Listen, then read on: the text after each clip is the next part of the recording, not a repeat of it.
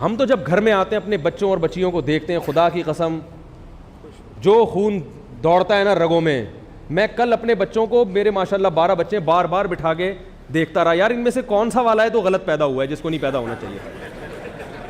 بار بار اپنے دوست کو بھی بٹھا، میں نے کہا یار بتا یار ان میں سے کون سا ہے جس کو میں کہوں یہ کاش نہیں پیدا ہوتا. خدا کی قسم اتنی بڑی نعمت ہے، اور آپ کی گاڑی کو حادثہ ہو جائے نا آپ نہیں روگے، بچے کی ٹانگ ٹوٹ جائے آپ کے آنسو بہتے ہیں، اس لیے کہ آپ کو پتا ہے کہ اس سے بڑی نعمت میرے پاس دنیا میں کوئی نہیں ہے. تو جب تک نہیں ہوتا تو آپ پریشان، ویلیو نہیں، پیدا ہو جائے تو پھر دیکھو کیا حال ہوتا ہے انسان کا.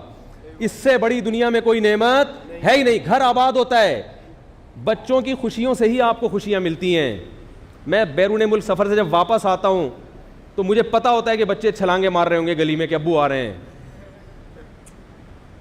یہ تو فیملی ہے بھائی.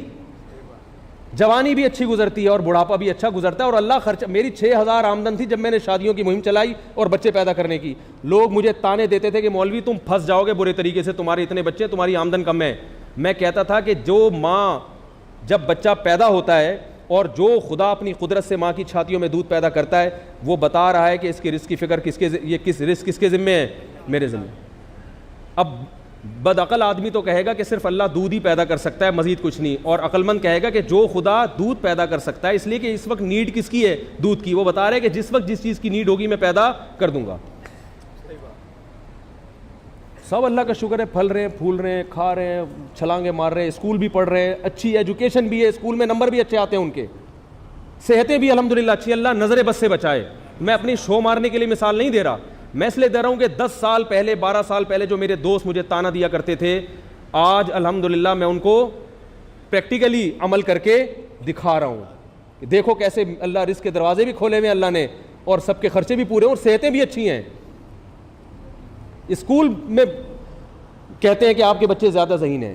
یہ بھی میں ابھی بتاؤں گا کہ بہن بھائیوں کی تعداد جتنی زیادہ ہوگی ان کی مینٹل اپروچ اتنی ہی تیزی سے بڑھے گی. یہ ماہر نفسیات کہتے ہیں کہ بچے کو بہن بھائی چاہیے، اور باپ کا بوجھ اتنا ہی کم ہوگا. آپس میں کھیلتے رہتے ہیں وہ، اور بچپنا بہت جلدی ختم ہوتا ہے.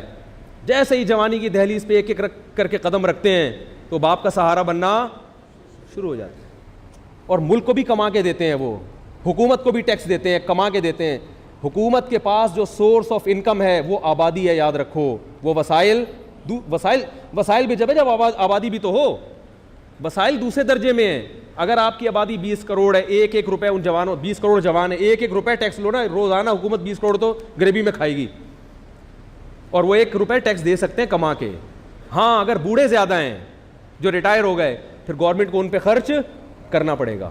مفتی طارق مسعود صاحب کے بیانات سننے کے لیے YouTube سبسکرائب کریں، اور اگر آپ لائیو ویڈیو کو کبھی بھی مس نہیں کرنا چاہتے ہیں تو سبسکرائب کرنے کے بعد بیل آئیکن پہ کلک کرنا مت بھولیں. جزاک اللہ.